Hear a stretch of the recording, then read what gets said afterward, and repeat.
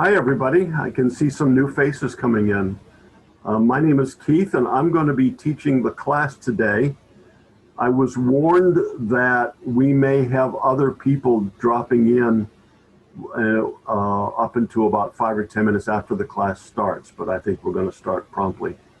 I also wanted to remind all of you that this class is going to be recorded, and so I can see that you all are hiding behind your cameras now, so which is good. So you won't be in the camera, you won't be in the video. The video is going to be processed by the council, and then it's going to be available for people to review later on. And even those that weren't able to attend will get a chance to see it. I can only see, I think we only have 4 people in addition to me and the representative from the council here. And I feel very comfortable being interrupted. So as we go through this, if you've got a question, let's start out by saying, please go ahead and ask it, and I'll do my best. And then we'll also should have a few minutes at the end. The topic today is international scouting. And I wanted to give you a little bit of background about what brought me here. I've been in scouting for 68 years. And a lot of that, in fact, most of it has been internationally. My father was in the military. We traveled all over the world. When I was Cub Scout age, we were living as a family in Puerto Rico. So I started my Cub Scout days there. Dad was transferred to Panama, and I continued my scouting from Puerto Rico on to Panama. When I moved up to scouting, we were in the United States then, but then Dad went to Germany. And in fact, it was Germany where I earned my Eagle and also became a Order of the Arrow member. For Explorers and Sea Scouts, I was in the United States. We moved to a couple of different states. And then as an adult, I was in the military during the Vietnam era, and I worked with scouting in Turkey, Spain, and Germany. And then as a civilian since then, I have done leadership positions in the United States, Iraq, and Afghanistan. So in the last 68 years, I have been in scouting in 9 different countries and 7 different states, and have, as a result of that, have had a good chance to kind of grasp what the global scale of what scouting is all about.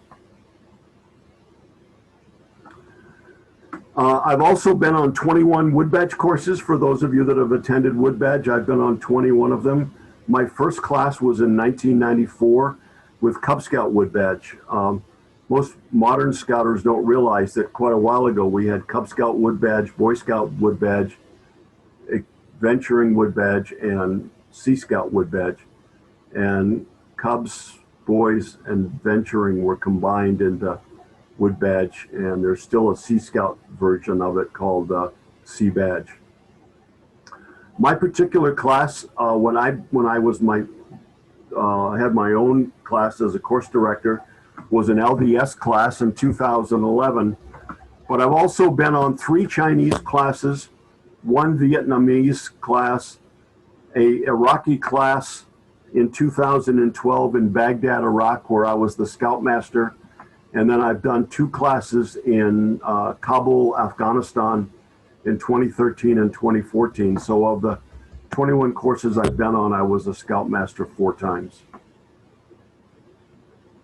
I've also received recognition from all over the world. The Tasfara Award in 2010 is equal to the Silver Beaver. I received that in Afghanistan and Iraq. The International Service Award is a Catholic award. I received that in 2011. The International Scouters Award I received in 2012. And the Afghan Service Award I received in 2014. And that's also equivalent to the USA Silver Beaver. And then I've been on the Council International Committee for almost 18 years. So I'm bringing to this class a strong background in international, and think I'm prepared to try to answer almost anything. So let's take a look at World Scouting.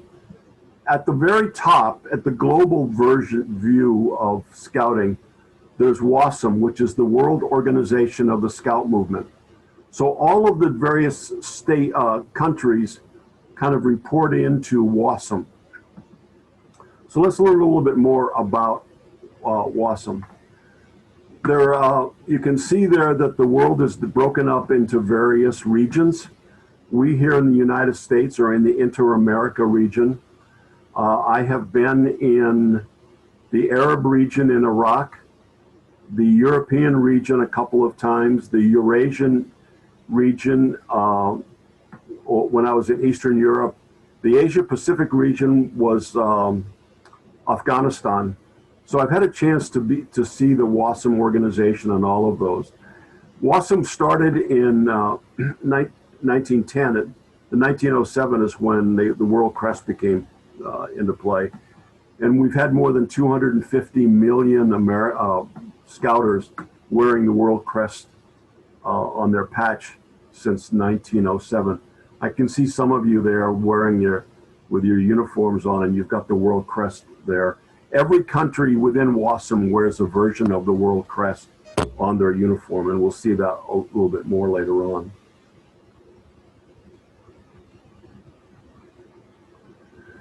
So WOSM was founded in 1922.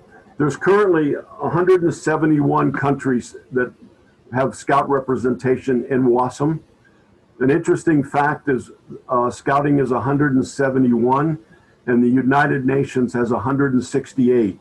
So more countries are part of WOSM than are part of the United Nations. And each country has an NSO, which is called the National Scout Organization. So in the United States, as an example, the NSO is the Boy Scouts of America. In other countries, the NSO would be different. So there are 171 NSOs that report into WOSM. There's currently 58 million youth worldwide in Scouting in those 171 countries. And I highlighted girls because being up until, of course, this last year when we brought girls in at a younger age, up until then, United States, there were only two countries that didn't have girls at that age, United States and Saudi Arabia. Of course, now that the United States has girls in our Scout program, in our younger Scout programs, Saudi Arabia is the only country in the world that still does not have girls in their NSO. For years, since 1922, the world headquarters for WOSM was in Geneva, Switzerland. And I've actually been to there. They've got a beautiful building there in Geneva, but unfortunately, it's terribly expensive. If those of us living in the Bay Area can probably relate to what it costs to live in Geneva. So the WOSM had to make a financial decision several years ago. And even though the legal seat and a skeleton crew still remains in Geneva, they've moved the operational headquarters to Kuala Lumpur, Malaysia. And though I've been to Malaysia several times, I've never been there since they moved that office. So I have not had a chance to visit that. As I said earlier, I have been to the Geneva office. So kind of reviewing this page because there's a lot of information there. WOSM, 1922, 171 NSOs, National Scout Organizations. Legal headquarters is in Geneva, operational headquarters in Kuala Lumpur, and there's currently about 58 million Scouts worldwide as part of the program. Remember, anybody can ask questions while we're going through this. So administratively within WOSM, at the very top is the World Scout Conference, which only meets once every 3 years. They set policy decisions. And there's 6 delegates there. Of the 171 countries that have Scouting NSOs, 6 of them are elected to be part of the World Scout Conference, and they sit as a board of directors and make it, as I say, a policy and procedures decisions about WOSM. The 2017 meeting was in Azerbaijan, and this year the 2020, as I remember, they only meet every 3 years. The 2020 was held in Egypt. Because of the small size, they were able to social distance, and so the meeting was actually held in Cairo. So that's the very top. That's the board of directors part of WASM. The next level down is the World Scout Committee, which is made up of 12 country NSOs, the Secretary General and the Treasurer. And they meet twice a year. And they typically do meet in Malaysia, though this year, because of COVID, they didn't. It was a Zoom meeting. But they're a little more hands-on operationally. So if the World Scout Conference is my board of directors, the World Scout Committee might be compared to an executive committee of some kind, meeting twice a year. And then the one that actually turns the wheels and turns the cranks and make things happen is the World Scout Bureau. And they carry out the administrative decisions and instructions of the World Scout Conference and the World Scout Committee. And those have members, all 171 countries are represented there. And that operation is in Kuala Lumpur. The Secretary General, which is the president of WASM, Scott Tier did that for a number of years. Scott was a member of the Boy Scouts of America, and I've actually been fortunate enough to meet Scott, and we became quite good friends, and his name will come up again later on. About 2017, I think, Ahmad was chosen. Ahmad is, I've met him once. He's a fascinating young man. He was the first ever United Nations Secretary General envoy. So he has a tremendous amount of experience within the United Nations and global network, and now has been running WASM for the last 3 years, but certainly made a reputation for himself while he was a youth at the United Nations. He's the youngest senior official in UN history, and he resigned the UN in 2017 and became a WASM Secretary General. So as you're looking at the camera, he's the one on the right, as you would guess, and Scott Tier was the retiring Secretary General from the United States. So there's a couple of upcoming events, and some of them as a result of delays with. So the European Jamboree was scheduled for July and August this year, and it has been moved from 2020 to 2022.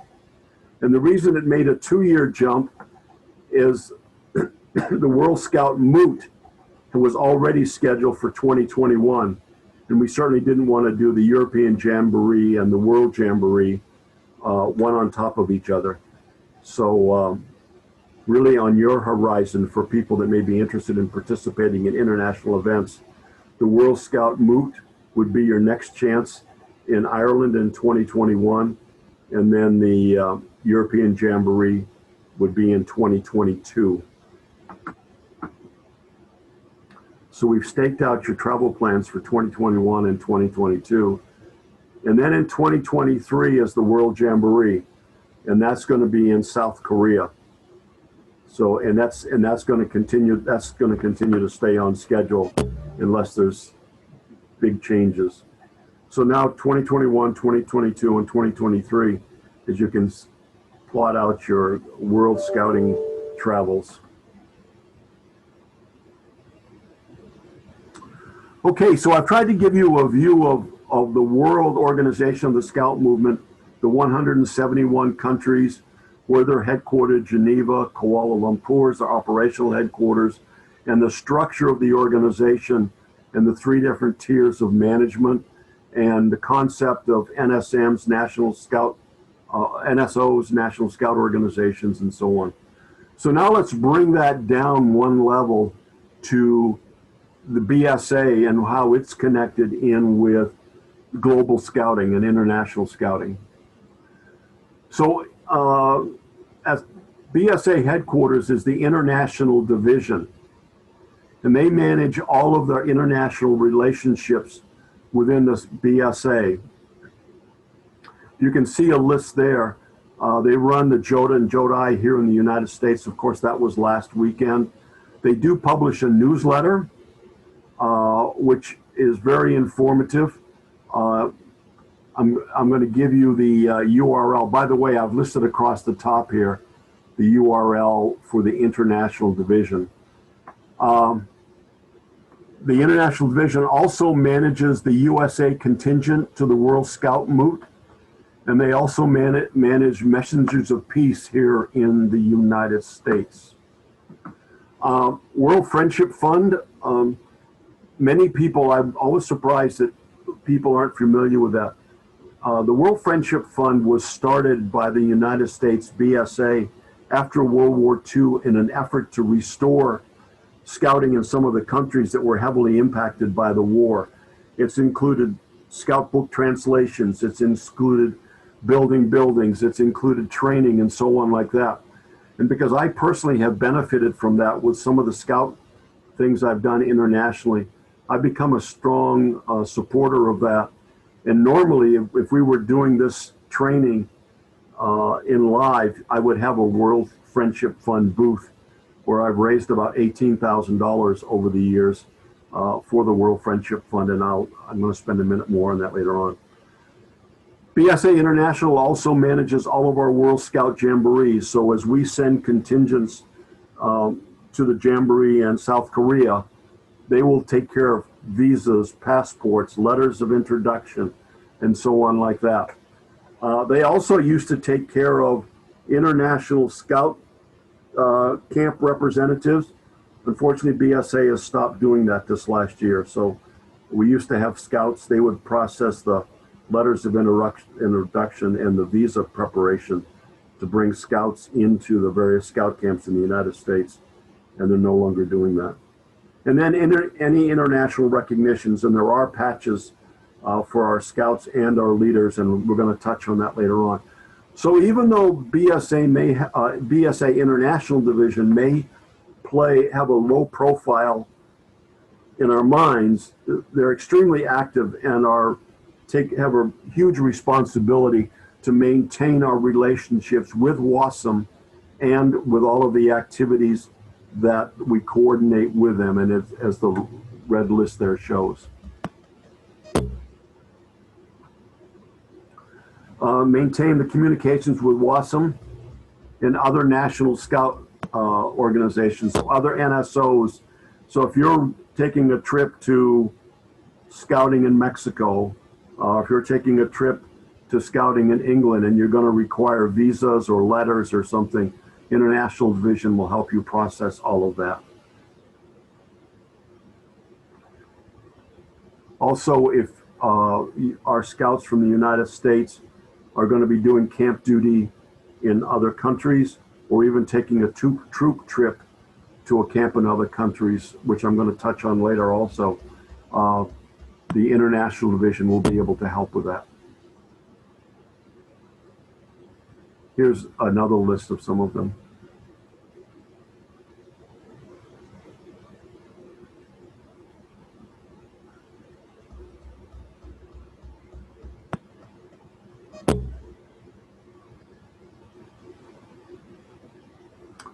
So I mentioned the newsletter. This is an example of one of them. It comes out quarterly, and there is an international commissioner, and Janine Halverson is the professional that runs this division. Prior to Janine was Scott Tier, which was a name that came up in one of my early slides. Scott ran this for a number of years, and then he was promoted to Secretary General of WASM. Janine Halverson moved into his position, does a wonderful job. They were very helpful in the recent 2020 Silicon Valley Monterey Bay Council International Rendezvous. They were very helpful in promoting the event with international NSOs and also processing some of the paperwork when we had originally planned on those scouts coming to the United States. Yeah, if you're interested in this, go to the URL scoutsource/international, sign up for the newsletter, and stay informed with international opportunities.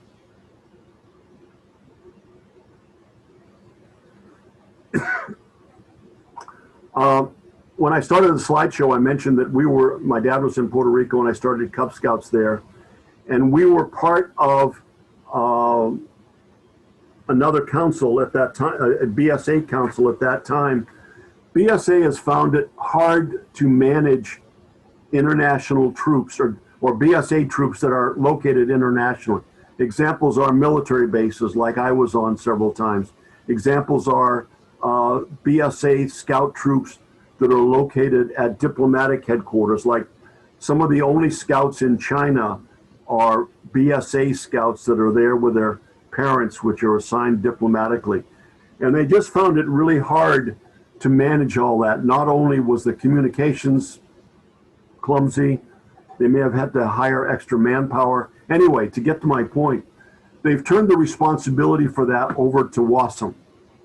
So now if you're in the Asia Pacific area, rather than reporting directly into BSA, you would report into WASM. And you can see there the various ones, the Asia Pacific, Europe, Arab, Eurasia, and Africa, and then the Inter-American region. So those are the websites to dial directly into the WASM support organizations for those areas, which has been a change from years ago when BSA actually had offices in those locations. And this makes a lot more sense. The WASM offices are there.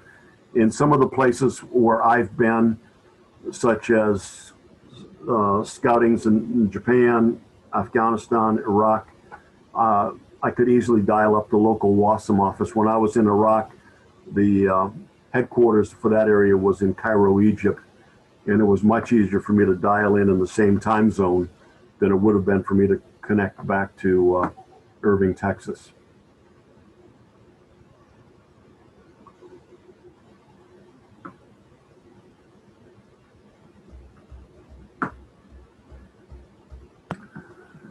There's also every couple of years international training at Philmont. Up until this last one, it was invitation only, and during this last one in 2020, no invitation was required. It ended up being a Zoom training, but you can see that if you're interested in getting kind of injected with the international scouting directly into your arm, a trip to Philmont for a week is just hugely rewarding.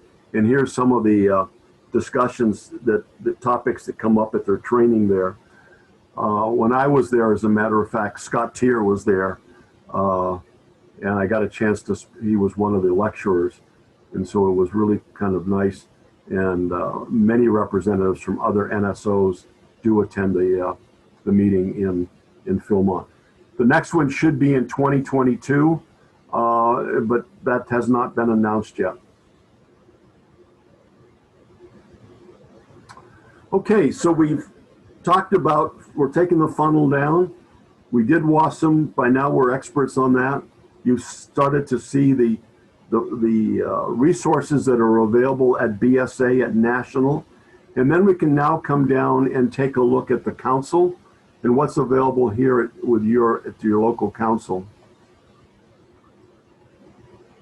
A list of the council representatives is at, by the way, you're all going to get this slide presentation. So this URL across the top has got a list of every one of your international representatives.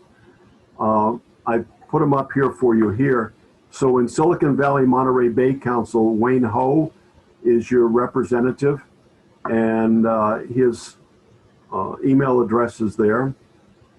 If you're with Pacific Skyline Council, Scott Harmon is the representative. And then if you're in the San Francisco Bay Area Council, Jed Richardson is the representative. So they are your local resource for international liaison with BSA and with WASM. They've probably all been trained. I know Scott and Wayne have been trained, and in fact, they've sat in on my training classes. But they're a wonderful resource to start, that when you're ready to do something that that's going to involve international travel, international representation, international awards, whatever may be. These are all good places to start. This last year, I'm sure all of you that are dialed in now was aware that there was a international rendezvous scheduled for Silicon Valley Monterey Bay Council in August. We ended up doing it on Zoom. There was initially scheduled 150 scouts coming into the council from 8 different nations. And then at the last minute, we had to make it a Zoom meeting. And if you missed out on that, it was one of the more rewarding Zoom meetings I've attended. It lasted for several days. It included presentations from all the scouts from the different countries, and just really a thrill to be part of that. And the next one is we're going to try to go live again in 2021.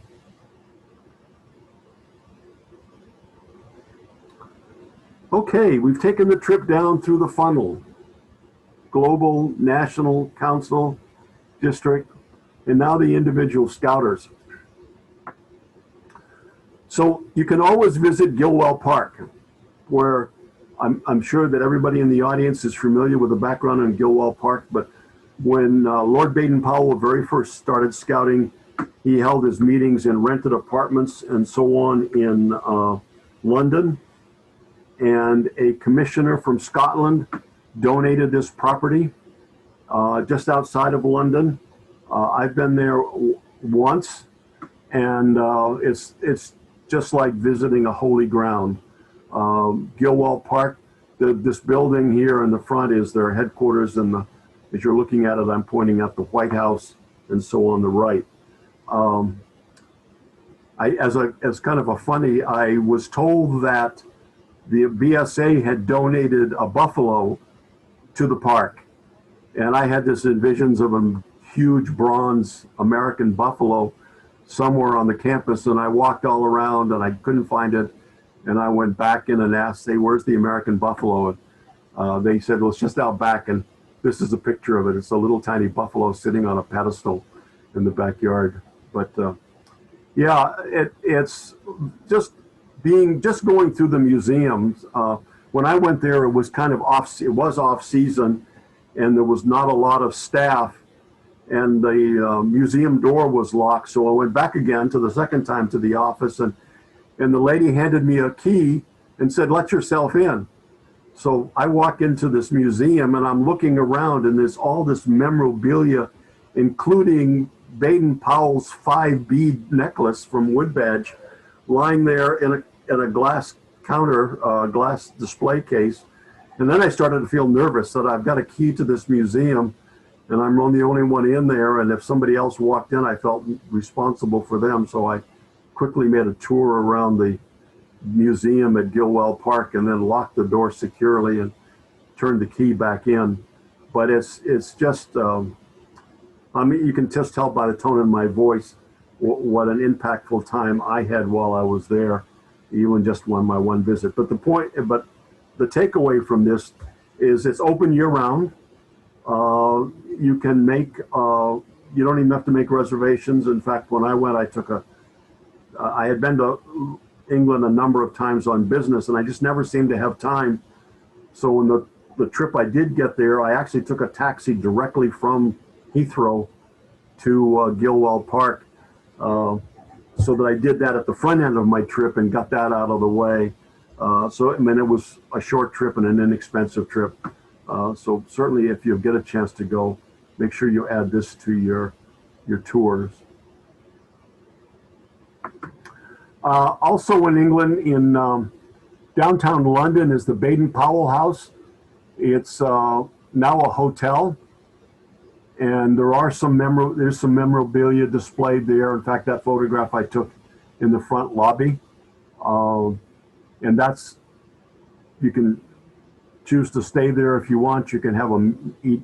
There's a restaurant there to eat, but it certainly gives you a connection to the birthplace of scouting. And then, speaking of the birthplace of scouting, Brownsea Island, I'm sure we all know the story that Baden-Powell took his very first scouts on an experimental camping trip to Brownsea Island. And that's about a day's, it's almost too far to go in one day to go down and back. It's a bit of a drive in southern England off the coast. It's a long drive. You've got to take a ferry boat over to Brownsea Island and then a ferry boat back. And I'd almost suggest you stayed overnight before trying to drive back into London from that. But that's, you really feel a connection to the birthplace. I think, I'm sure I wasn't the only one that reached down and took a couple of ashes from the fire pit there, thinking that somehow that had lasted 100 years. And I'm sure that they were probably just dumped new ashes in there every day. But that's my connection. So those are all places as an individual scout, a family trip or whatever. Gilwell Park, Baden-Powell House in London, and Brownsea Island in Poole Harbor. Another place to visit as an international scout is the Kandersteg Scout Center in Switzerland. I've never met anybody that went there that wasn't just thrilled from their experience. It's open year round, mountains, climbing area in the Alps, of course snow in the winter, but just it's a magnet from scouts all over the world that want to be connected to this the scout movement in a visceral way that you can't experience anywhere else. I have been there. I didn't stay overnight. I went and had lunch and ended up going back. I was there on the area on business in Basel, Switzerland, near there. At least can say that I've been there. By the way, keep noticing once again that on every page I've left the URLs so that you can click on those and get more information. Here's another place that scouts can visit internationally is Baden-Powell's grave in Kenya. Both Baden-Powell and his wife are there. The first time I went, which was almost 20 years ago, it was really kind of discouraging. It was run down. There was a caretaker, but it was disappointing.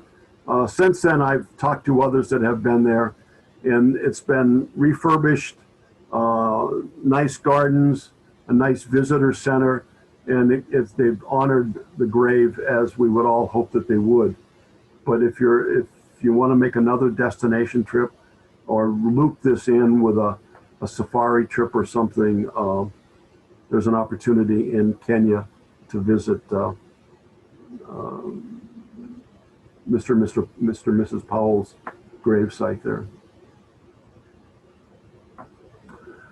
Also, those are some locations that I would suggest I've been to and suggest that you can make some trips to, international trips. Here's some awards that you can get. Of course, there's the World Crest that everybody gets automatically. The International Activity Patch, the instructions on the requirements for that are listed at the website I've included. The interpreter strip, I'm sure many of you have those or probably wear those on your uniform, that you're recognized as an interpreter to people that need that service. And then Citizenship in the World Merit Badge, of course, which is a requirement. So those are some insignias. Some awards are the World Conservation Award, the International Spirit Award, and the International Scouters Award. I've earned a couple of those, and you wear them proudly either as a knot or as a patch, or in the case of the Citizenship Merit Badge, as a merit badge. And once again, if you don't remember the URL or you don't refer to this, just go to BSA International, and the requirements for each of those is listed on their website.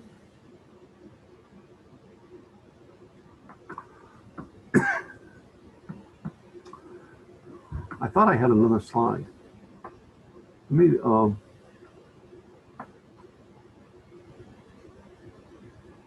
I'm looking at another view here that you can't see. I'm just wondering if I accidentally skipped over some slides. I did. I didn't. I'm actually going to take us back to one other.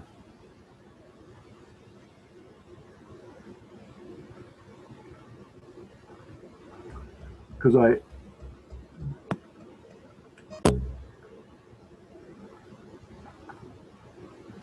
yeah, this one I wanted to spend some more time on this one. This was when I was very first introducing us all to WASM and where it started and so on. And what I didn't mention was some personal experiences. I was invited in 2010 through a history that takes too much time to explain, to go to Baghdad, Iraq in the middle of the war and help start the scout troop there. I always make sure that people understand that I was a helper. I was not the visionary. Another friend of mine was the visionary. He started with 8 scouts in Baghdad, Iraq in 2004. He created the structure, he created the infrastructure, he had the vision to start this and built it up to quite a good size. And he was a member, a diplomat working for the U.S. State Department, and was transferred to Haiti to help with the police force there. And I was there, and I stepped into a small leadership position. Anyway, to take the story to the end, this guy had the vision to start scouting in Baghdad in 2004, in the middle of the worst time of the war, with 8 children. When we left in 2010, we had 150,000 Iraqi girls and boys in scouting. And they became the 168th country to be the National Scout Organization, the NSO. So certainly I was extremely proud to play a small part of that, and just enjoyed every time I read about their success. The Iraqi Scout program is now part of their after-school program, and every school offers scouting as an after-school program. What is kind of strange is they don't have a national uniform like we do. They wear school uniforms. So even though there's the Iraqi Scout Organization is a national organization, each school has slightly different uniforms, and some of them are just different colored neckerchiefs. So they became the 168th member of NSO. As you would guess, you don't do something like that and not get your name on a list. So that I came home in 2010. In 2012, we got an invitation from the president of Afghanistan, Hamid Karzai, to come to Kabul and try to do the same thing there. So on the scouts on the right are my scouts from Afghanistan. We now have 2,000 scouts in Afghanistan. 43% are women, and they in 2019 became the 171st member of the World Scout Organization. So I didn't mean to rush past that when I was talking about WASM, because those are things that I personally am. In fact, I'm still very connected to the Scout program in Afghanistan, and was over there last July, and do get updates from them on a daily basis. Somewhere in this, I think there's actually a photograph of me. That's me in my Afghan Scout Leader uniform. So kind of pushed us around in this program. Let's zip back down to where we were at the end.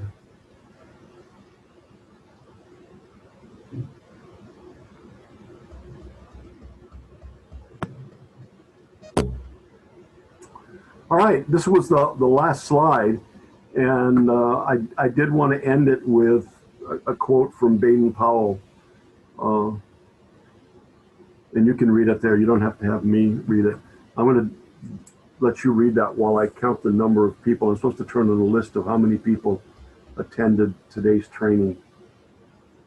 Hi there. My name is Kanis Fatma. I had a question. Yes, please go ahead. I was wondering, I have like two sons in the scouting program here, and they're very much interested. And we usually visit United Arab Emirates and Pakistan during our holidays. I was wondering, how can we get involved there? And because we're there just for like a month, sometimes maybe 3 months or something, not more than that. Sure. I've actually visited both Pakistan, Mhm. the Scout program in Pakistan, and the Scout program in the UAE. Pakistan, I'm more familiar with. They have a wonderful website.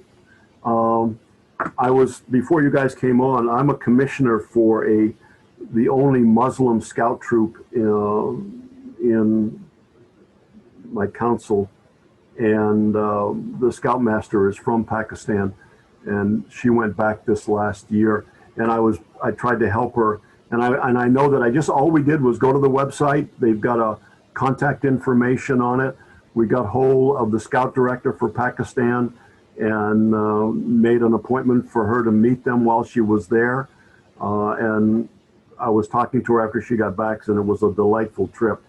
I'm going to assume that it's just as easy for the UAE um, to just do a web search for the UAE Scout headquarters, and I was actually looking more for ideas, like if we go there and we meet with them, do I ask them to have my kids like experience their scouting, like in their yeah, environment, or, can you give us some ideas what the kids can do while we are there? I mean, it would be nice to go and visit their office and, look at their, sure.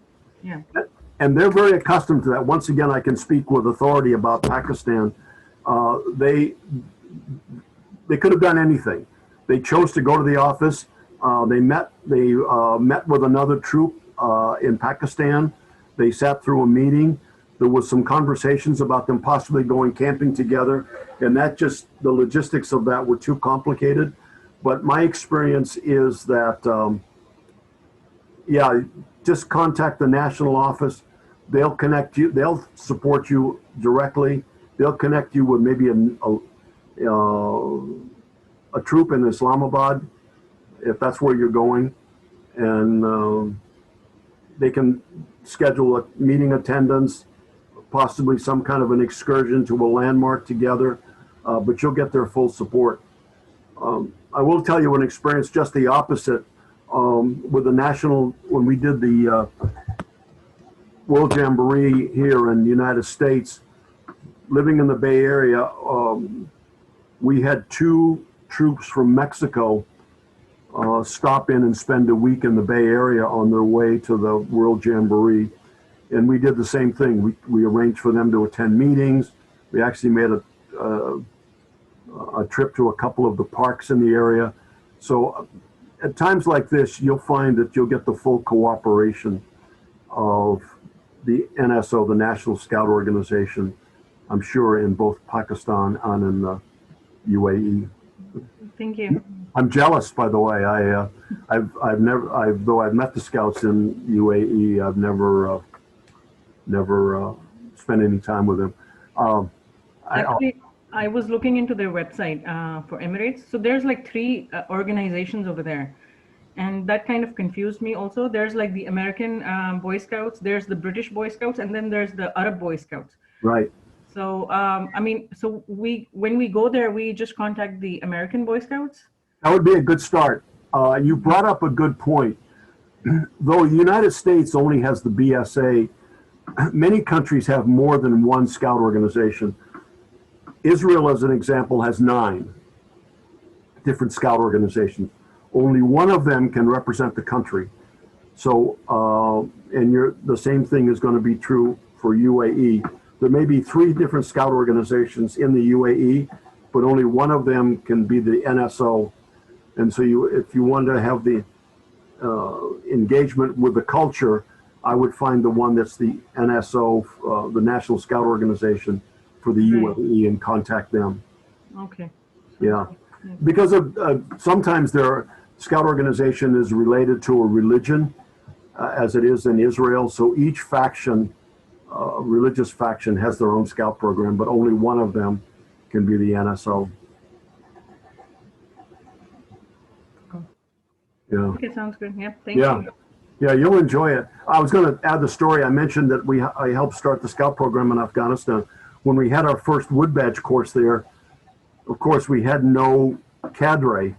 And so the Pakistan scouts came in, and we had scouts come in from Philippines and from Pakistan to be the instructors for our wood badge course, and our first wood badge course in Afghanistan. So, a lot of nice cooperation. How about anybody else? Any other questions? This can't be this easy. Anybody got any stories to tell? I mean, I've spent a whole 45 minutes here telling stories about my international experience. Anybody got any stories they want to share about taking their trip? Go ahead. Yeah, how does one earn that international knot? Yeah. It's Richard, right? Correct? Yes, Okay. correct. Yeah, Richard, I've earned that. In fact, I've got it on my uniform here, but and I've forgotten. Go to the international website, and the instructions are there. It was 6 or 8 years ago that I earned mine. I know I had to do anyway. It may even have changed. I don't even want to suggest what I did is still current. It was not an easy award to get. It includes, you've got to go on a trip, you've got to host an international scout and things. And even for me, that's had a lot of international experience, I found that it was not an easy award to get. Thank you. Well, I don't think I was much help, but but like everything, there's a website for that. So, There's an app for that. yeah, there's a lot for that.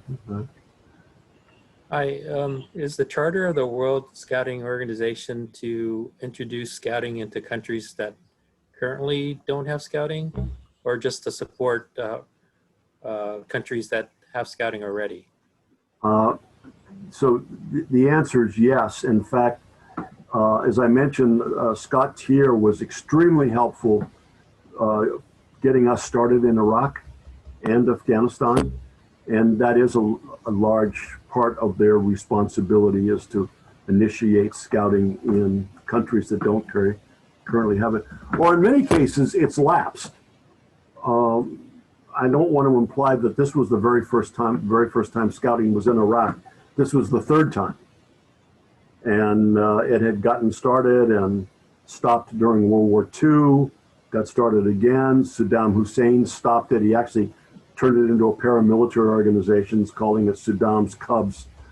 And so they're not only involved in starting scouting for the first time, but more than likely, they're restarting a scout program that has lapsed as a result of war or some other incident.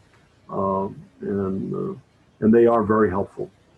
And this is also the time when you get the support of WASM, the manpower support, you get the financial support from the World Friendship Fund.